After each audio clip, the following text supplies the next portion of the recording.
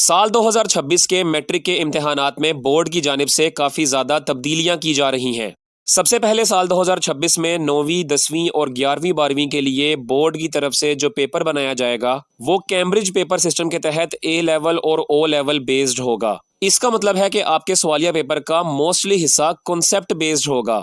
اس کے علاوہ سال 2026 میں پریکٹیکل امتحانات کی جگہ ایم سی کیوز پر مشتمل امتحانات لیے جانے پر بھی غور کیا جا رہا ہے، یعنی بورڈ پریکٹیکل پیپرز میں پریکٹیکل کو پرفارم کرنے کی جگہ 10 نمبر کے ایم سی کیوز آپ کے پیپر میں شامل کیے جائیں گے تاکہ بیک وقت اس پیپر کو چیک کر کے پیپر کی مارکنگ وغیرہ کر دی جائے۔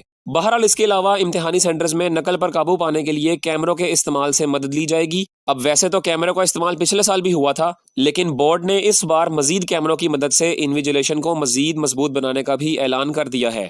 تاہم بورڈ کے امتحانات سے متعلق اس طرح کی مزید اوتھینٹک معلومات جاننے کے لیے آپ ہمارے یوٹیوب چینل عظیم ایجوکیشن HD کو سبسکرائب کر لیں اور ویڈیو کو لائک کر کے اسے اپنے دوستوں اور کلاس میٹس سے لازمی شیئر کریں۔